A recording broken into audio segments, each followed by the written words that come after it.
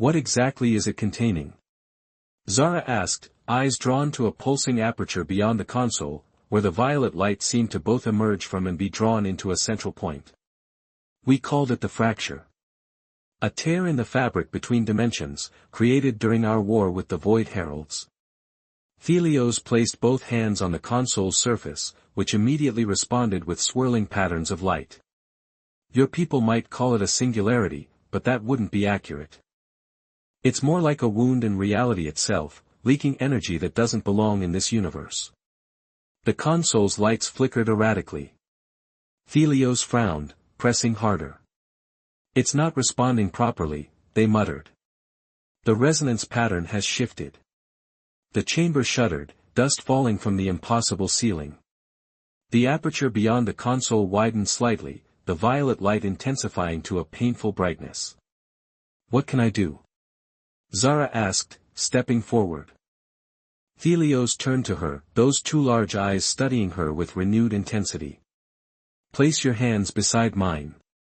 The system needs to recalibrate to your resonance signature since you triggered the awakening. Hesitantly, Zara placed her palms on the console's cool surface. Immediately, a tingling sensation raced up her arms, and the swirling patterns of light changed color, shifting from violet to a deep amber. Impossible, Thelios whispered. What's happening? Zara asked, fighting the urge to pull her hands away as the tingling intensified. Your resonance pattern. Thelios looked at her with what might have been awe. It matches the Luminaran frequency. A human shouldn't be capable of that. Before Zara could respond, the console flared with light. The patterns beneath their hands stabilized, and throughout the chamber, the violent vibration subsided. The aperture contracted, the painful brightness dimming to a manageable glow. Temporal containment restored, announced a melodic voice from everywhere and nowhere. Warning, integrity at 37% and declining. Additional stabilization required at secondary nodes. Thelios removed their hands from the console, turning to face Zara fully. The containment field is still failing, just more slowly now. There are 6 nodes across the galaxy, each one housing a piece of the fracture. If one fails completely, the others follow, Zara concluded. So we've bought some time, but we haven't solved the problem. Correct. And according to the system, 2 other nodes have already been compromised. Thelios gestured to a holographic display that had appeared above the console, showing a map of the galaxy with several points pulsing in various colors, mostly red and amber, with only 2 still glowing a stable blue. How did this happen? Zara asked. After thousands of years of stability? That, said Thelios, fixing those unsettling eyes on her, is what troubles me most. The system was designed to be virtually eternal.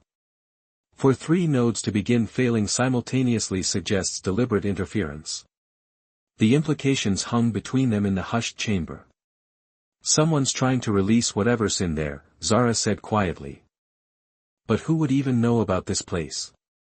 Thelios's living armor shifted, plates realigning as if responding to a threat. That is what we must discover. But first, we need to reach the nearest compromised node before it fails completely. Zara raised an eyebrow. I'm an archaeologist, not whatever the equivalent of a dimensional plumber would be. You activated the archive with your touch, Thelios countered. Your resonance pattern stabilized the core when mine alone could not.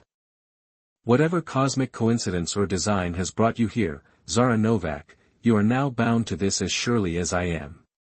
The holographic map zoomed in on the nearest red pulsing node, a massive structure orbiting what appeared to be a dying star. The Meridian Observatory, Thelios said. 3 days' journey at your ship's maximum speed. And if the readings are correct, we have perhaps 5 days before its containment field collapses completely. Zara sighed, already calculating fuel requirements and plotting the fastest route.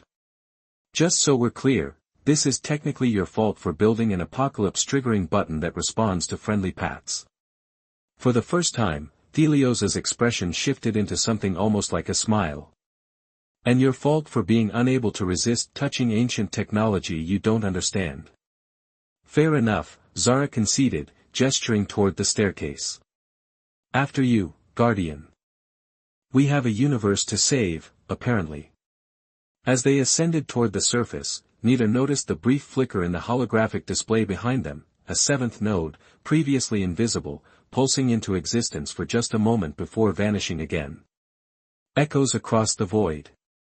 Darius Vex had smuggled many things in his career, rare minerals from the Cygnus mines, forbidden tech from the corporate rim, even the occasional political refugee with too many secrets and not enough friends. But an ancient alien and an archaeologist with impossible resonance patterns? That was a first. Your ship leaks atmosphere in 3 different places, Thelios observed, running a copper-hued finger along a hairline crack in the cargo bay ceiling of Darius's vessel, the Wayward Comet. She's temperamental, Darius replied, not bothering to look up from the navigation console. But she'll get us to Meridian Observatory faster than your archaeologist's science vessel would have. Zara emerged from the ship's tiny galley with 3 steaming mugs of something that smelled vaguely like coffee but glowed a suspicious blue. The Horizon Seeker is a perfectly adequate research vessel, she said defensively, setting the mugs down. Just not built for speed. Or comfort, Darius added, or defense, or anything besides collecting dust samples and boring data. He leaned back in the pilot's chair, running a hand across his scarred jawline. The neural implant at his temple flickered softly as he interfaced with the ship's systems. We're 6 hours out from Meridian. You might want to brace yourselves for the approach. Why? Zara asked, sipping cautiously at her drink. Because Meridian Observatory has been officially quarantined for the past 80 standard years. The Galactic Concordat maintains a blockade, though it's mostly automated drones these days.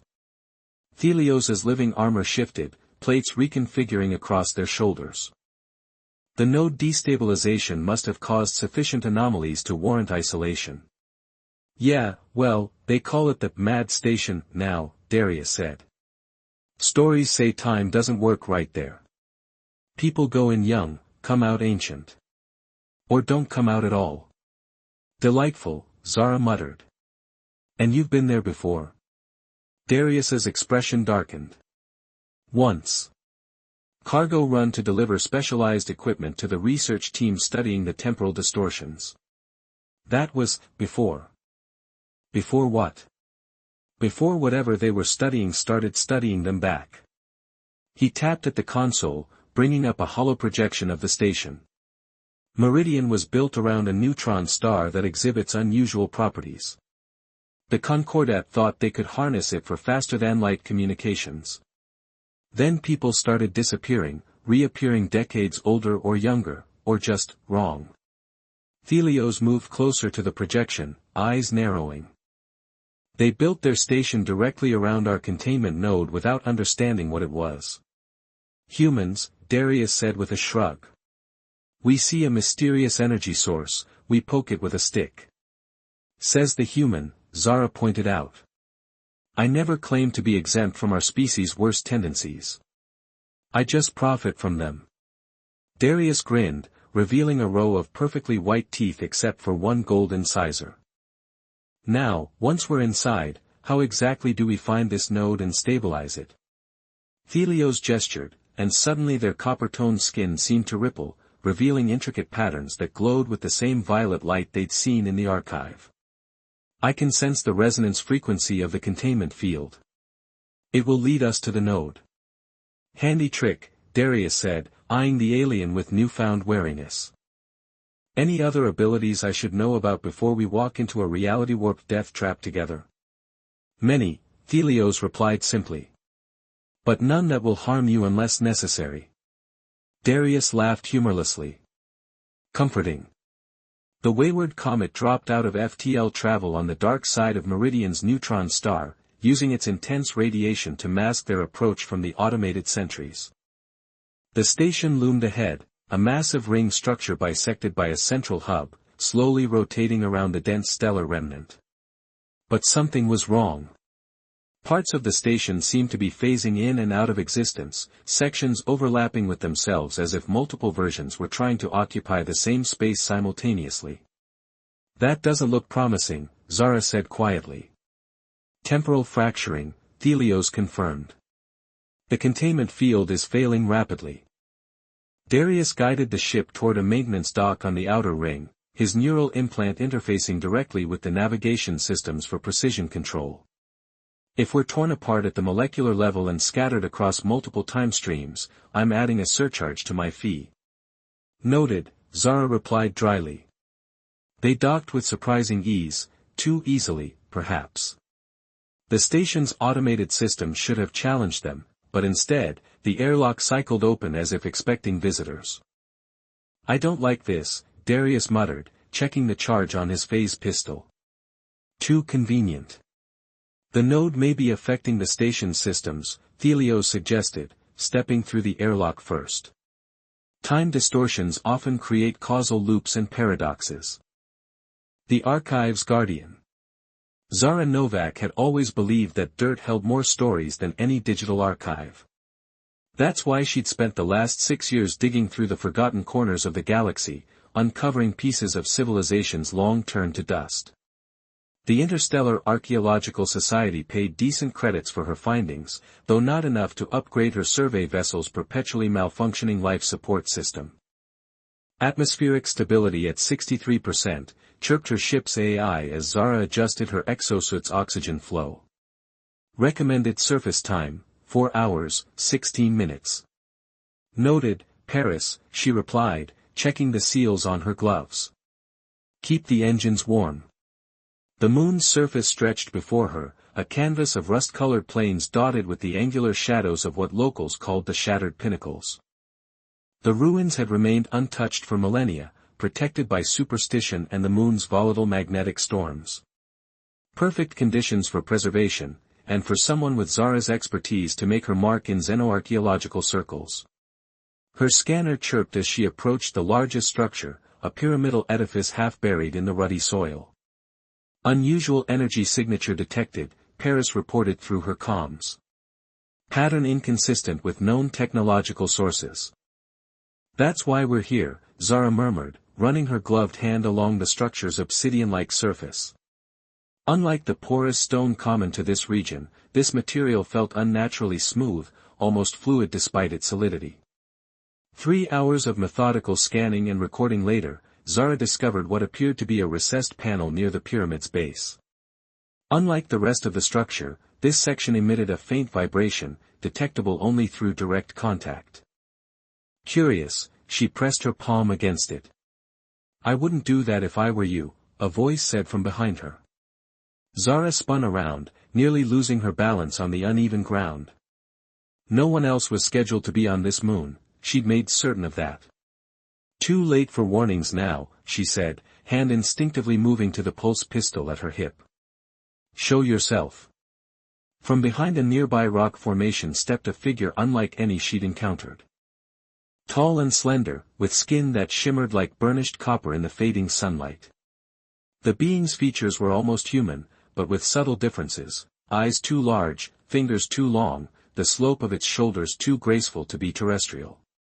"You've already initiated the sequence," the stranger said, pointing to the panel which had begun to emit a soft violet glow beneath Zara's fingers.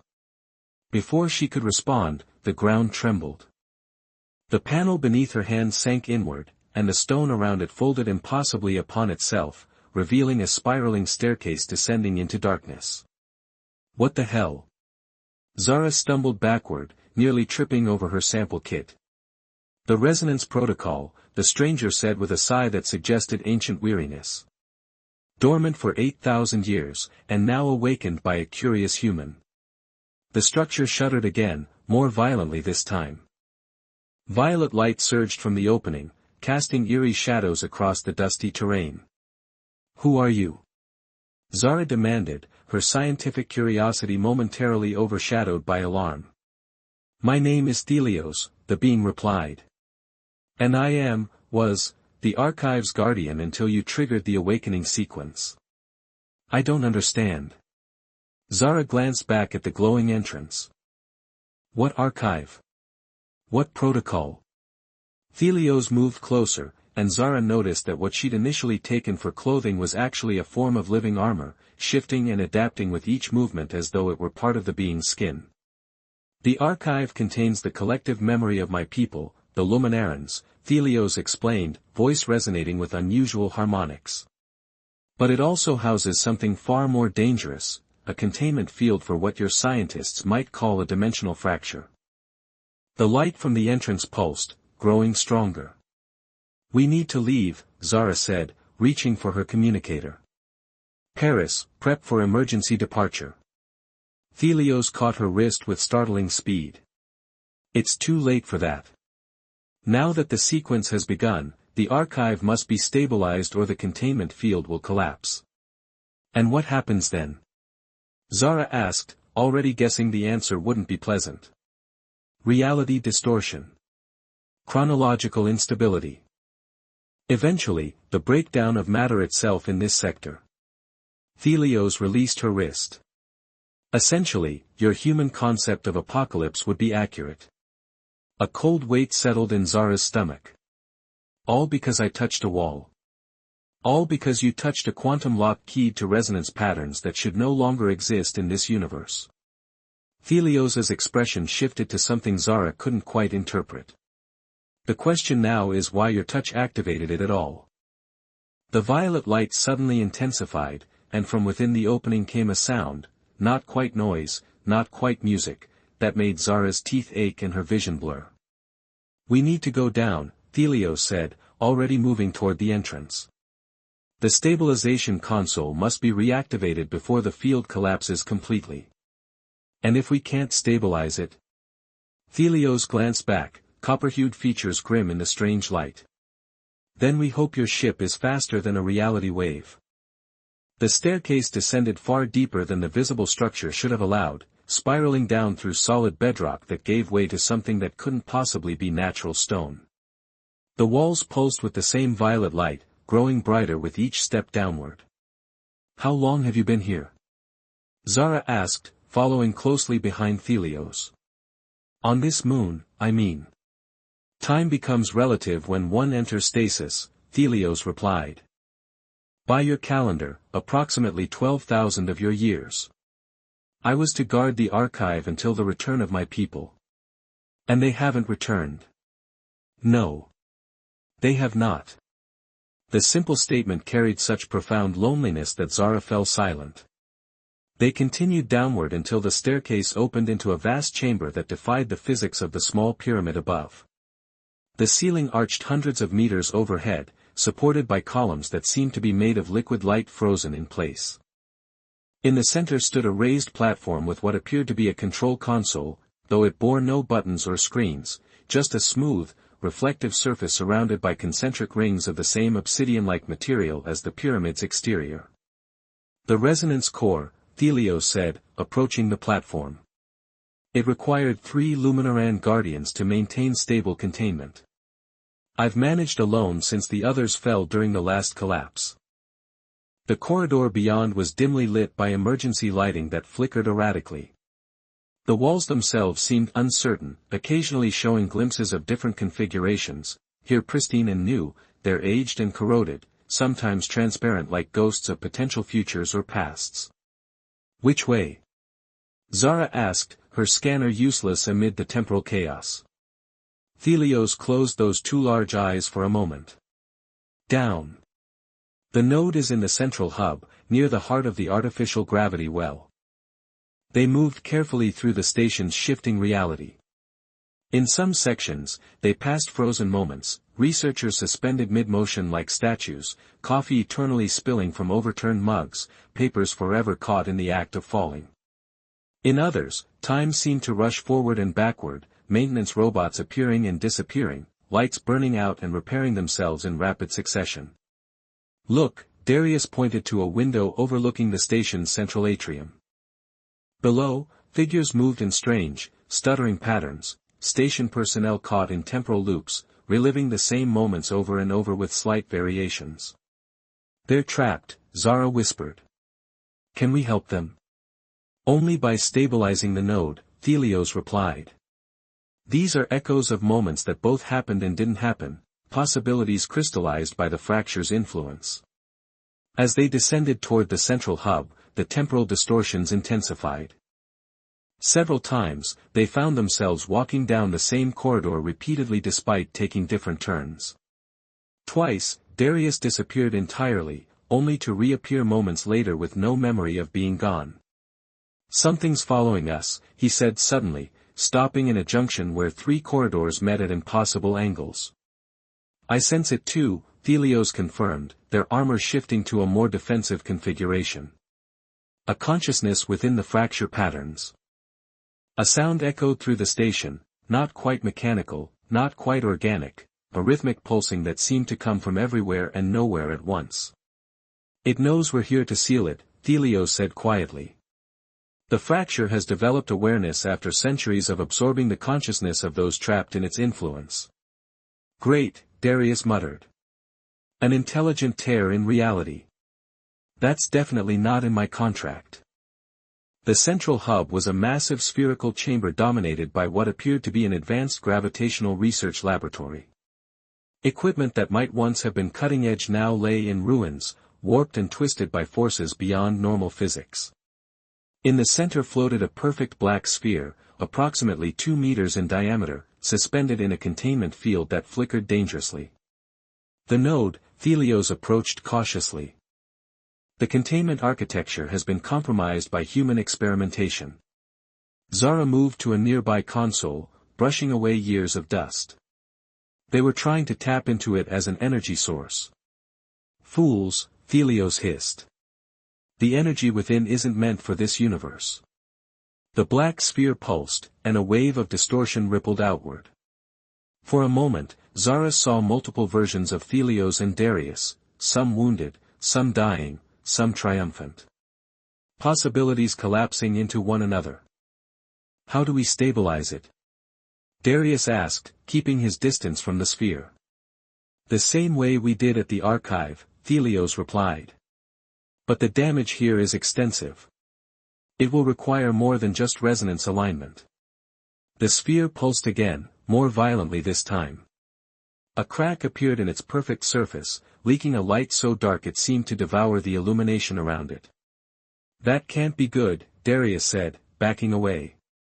Thelios approached the containment field controls. "I need both of you.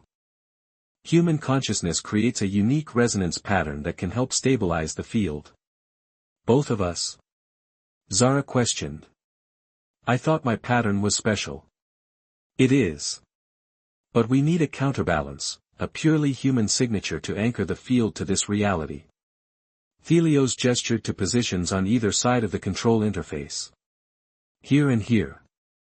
Darius hesitated.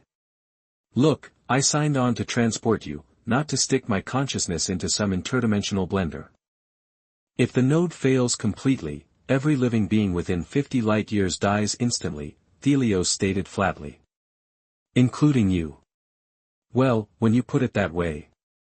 Darius moved to the position indicated, opposite Zara. "Place your hands on the interface and clear your minds," Thelios instructed, standing between them. "The resonance will do the rest." As their hands touched the ancient controls, the room seemed to shift and warp around them. Zara felt a sensation like falling upward, her consciousness stretching beyond the confines of her physical form. Beside her, she sensed Darius's presence, sharp-edged and guarded, but with surprising depths beneath the cynical exterior. And then came something else, a vast, alien awareness pressing against the boundaries of perception. The fracture wasn't just a tear in reality, it was a window into something beyond. "Release," whispered a voice that wasn't a voice. "Freedom." Images flooded Zara's mind, civilizations rising and falling in instants, species evolving and dying across countless worlds, the birth and death of stars in the space between heartbeats. Time, unbound from linear progression. "Don't listen," Thelios warned, their voice seeming to come from impossibly far away. "It offers knowledge, but the price is dissolution." "Evolution," the voice insisted. "Transcendence." "Stay focused on the resonance," Thelios commanded. Their copper skin now glowed brightly, patterns of light racing across their form as they channeled energy through the ancient systems. The cracked sphere began to seal itself, the darkness retreating. But as it did, Zara felt a mental pull, an offer. Knowledge of what lay beyond the fracture, understanding of why her resonance matched the Luminoran pattern, answers to questions she hadn't even thought to ask. Darius felt it too. She could sense his temptation, his lifelong hunger for something beyond the material universe. "It's working," Thelios announced, "but the seal won't hold permanently. The damage is too extensive." The voice changed tactics. "They lie. They imprisoned us. We are not destruction. We are possibility. Is it telling the truth?" Zara asked through gritted teeth, maintaining her hold on the interface despite the mental pressure. "From its perspective, perhaps," Thelios replied, strain evident in their voice. "The fracture doesn't understand that its existence in our universe unmakes the very fabric of reality. Or remakes it," the voice countered. The containment field strengthened, pushing the darkness back into the sphere. The temporal distortions around them began to stabilize, the multiple overlapping realities resolving into one. "I need to make a final seal," Thelios said. "But it will require a sacrifice. One of us must remain to maintain the field until a permanent solution can be implemented." "What kind of sacrifice?" Darius asked, suspicious. "Temporal anchoring. Someone must exist partially outside normal time flow to maintain the resonance pattern." Zara and Darius exchanged glances. "I'll do it," Zara said finally. "My resonance pattern is compatible, and I triggered this whole mess in the first place." "No," Darius interrupted. "You're needed to help find and secure the other nodes. I'm just the transport." He looked at Thelios. "Besides, I've got nothing waiting for me out there." Before either could protest, Darius pressed his hands more firmly against the interface. His neural implant flared with brilliant light as he channeled his consciousness directly into the containment system. "Darius, don't!" Zara shouted. But it was too late. The sphere sealed completely, its surface now a perfect mirror reflecting all three of them, except that Darius's reflection appeared different, older somehow, with an expression of serene understanding that the real Darius had never worn. Around them, the station's reality locked into place. The temporal distortion ceased. In the atrium below, the trapped personnel collapsed as their time loops resolved, many unconscious but alive. Darius stepped back from the interface, swaying slightly. "That was intense." "You idiot," Zara snapped. "Do you have any idea what you've done? Saved countless lives and temporarily secured an interdimensional prison?"